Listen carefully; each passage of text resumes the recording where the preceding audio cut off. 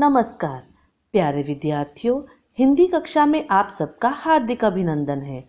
आज हम मेघला पुस्तक में संकलित पाठ 13 जेल के संगी साथी का पठन पाठन कार्य करेंगे, जो कि एक संस्मरण है। संस्मरण यानी जब कोई व्यक्ति अपने निजी अनुभवों को लिखकर व्यक्त करता है, उसे संस्मरण कहते हैं। इस पाठ के द्वारा हम जानेंगे कि लेखक ने किन्हें और क्यों जेल के संगी साथी कहा है। तो आइए शुरू करते हैं। स्वतंत्रता आंदोलन यानी आज़ादी की लड़ाई। इस आज़ादी को प्राप्त करने के लिए कई वीरों, महापुरुषों, देशभक्तों एवं क्रांतिकारियों ने अपना योगदान दिया। उनमें से एक थे पंडित जवाहरलाल नेहरू जी, जिन्हें आज़ादी की लड़ाई के दौरान बरेली, नैनीताल, अल्मोड़ा, लखनऊ आदि की जेलों में रहना पड़ा। इस दौरान उन्होंने कई प्रकार के जीव जंतुओं के आचार व्यवहार को जाना और बड़े ही सुंदर ढंग से इस पाठ में व्यक्त भी किया। तो आइए शुरू करते हैं। लेकिन पाठ की रीडिंग शुरू करने से पहले हम इसके कठिन शब्दों को ध्यान से पढ़ेंगे। पहला शब्द संस्मरण। स के ऊपर बिंदी, आधा स, म, र, अण। संस्मरण मीन्स निजी अनुभवों को व्यक्त करना।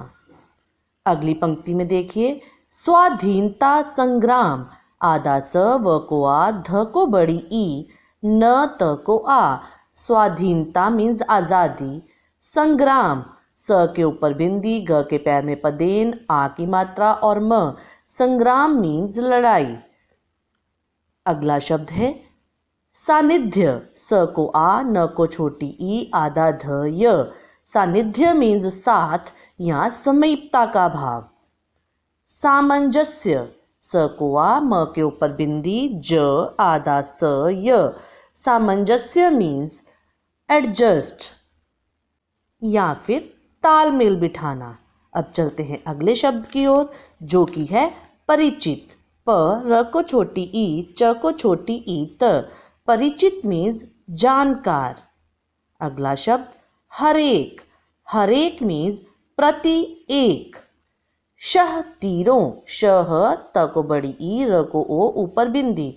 शह तीरों मीन्स लकड़ी के बड़े गट्ठे। घुन। घुन यानी एक प्रकार का कीड़ा। परिचित। प, र को छोटी ई, च को छोटी ई, त। परिचित मीन्स फैमिलियर। अंतिम पंक्ति में शब्द देखिए, मूल्यवान। म को बड़ा ऊ, आधा ल, य। मूल्यवान, वैल्यूएबल। अब चलते हैं पृष्ठ 113 पर। यहाँ पहला शब्द है ततैयों। त को ए, य को ओ, ऊपर बिंदी। ततैयों मीन्स वास। बर्रों। ब, र को ओ, ऊपर रेफ की मात्रा और बिंदी। बर्रों मीन्स बीज। फाटक, गेट। 100 गज। 100 गज से भाव 100 यार्ड्स। रोजमर्रा। र को ओ, ज के पैर में नुक्ता चिन्ह, म, र को आ, ऊपर रेफ। रोजमर्रा मीन्स डेली रूटीन। फुर्सत। फुर्सत यानी फ्री। प्राकृतिक। प के पैर में पदेन, आ, क के पैर में री, त को छोटी ई, क। प्राकृतिक मीन्स नेचुरल। अकेलेपन। अकेलेपन मीन्स लोनलीनेस। शिकायत। शिकायत, कंप्लेंट। अगली पंक्ति में देखिए, रेंगने। रेंगने मीन्स क्रॉलर। जीवधारी। जीवधारी यानी जिसमें जीवन हो, यानी लिविंग। जीवनचर्या। ज को बड़ी ई, व, न, च, य को आ, ऊपर रेफ। जीवनचर्या मीन्स जीने का ढंग। अगले पैरा में कठिन शब्द देखिए, दुम। दुम यानी पूंछ, टेल। निहायत, होशियारी। न को छोटी ई, ह को आ, य, त। निहायत मीन्स बेहद। होशियारी मीन्स चालाकी, यानी बड़ी चालाकी से या बेहद चालाकी से। अगला शब्द है सावधानी। सावधानी मीन्स केयरफुली। अगले पैरा की पंक्ति में देखिए, खटमलों, खटमलों मीन्स बेड बग्स। तादाद, तकुआ दकुआ द, तादाद मीन्स संख्या, काउंटिंग। हमारा अगला शब्द चंद रोज़ा, चंद रोज़ा मीन्स कुछ दिनों। यहाँ देखिए बच्चों, ज के पैर में भी नुक्ता चिन्ह है, इसलिए इसको ज बोलेंगे। अंत में, एट लास्ट। इरादा, आइडिया। तय, तय मीन्स डिसाइड। तो आइए अब हम इसकी रीडिंग शुरू करेंगे। हम मूल उद्देश्य से शुरू करेंगे। जवाहरलाल नेहरू को अपने स्वाधीनता संग्राम के संघर्ष के दिनों में कई बार जेल में कई महीने रहना पड़ा। उस दौरान उन्हें जेल की कोठरियों एवं अहातों में अनेक प्रकार के जीव जंतुओं का सानिध्य भी मिला। उनके साथ किस प्रकार का सामंजस्य उन्हें बिठाना पड़ा, उसी का रोचक वर्णन उन्हीं ने इन शब्दों में उद्धृत किया है। यानी कि जब वे जेल में रहे तो उन्होंने अपने जीव जंतु जो वहाँ देखे, वहाँ उनके साथ कैसा तालमेल बिठाया, उसी का वर्णन उन्होंने इस चैप्टर में किया है। तो आइए शुरू करें।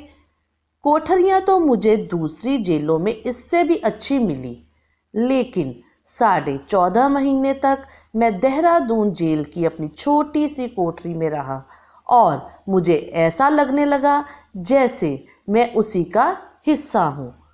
उसके प्रत्येक हिस्से से मैं परिचित हो गया था। उसकी सफ़ेद दीवारों और खुरदरे फर्श यानी फ्लोर के हर एक निशान और गड्ढे और उसके शहतीरों पर लगे घुन के छेदों से मैं परिचित हो गया था।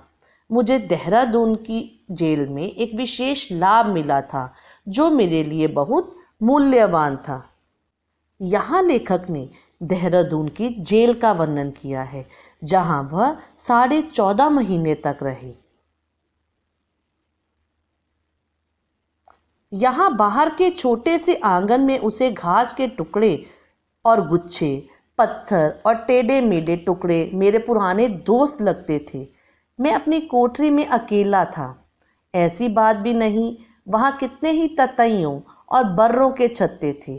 कितनी ही छिपकलियों ने शहतीरों के पीछे घर बना लिया था, जो शाम को अपने शिकार की तलाश में बाहर निकला करती थी।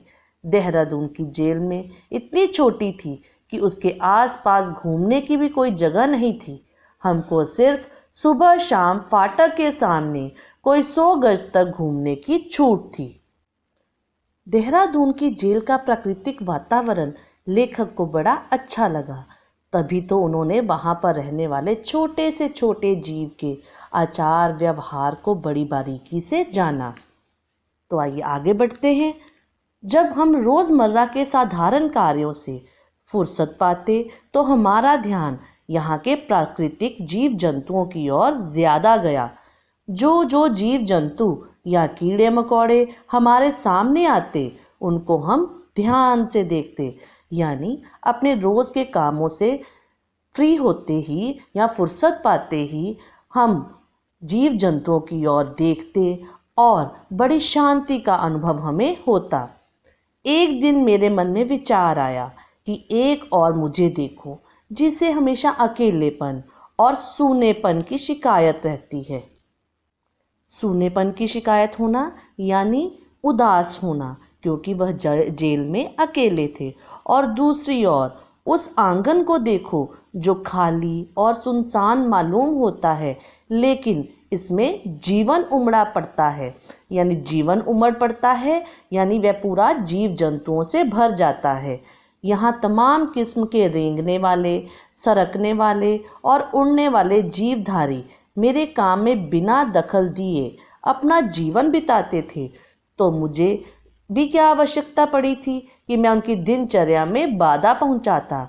इससे ये पता चलता है कि अगर हम किसी भी जीव जंतु को तंग नहीं करते तो वह भी हमें किसी प्रकार का नुकसान नहीं पहुंचाते।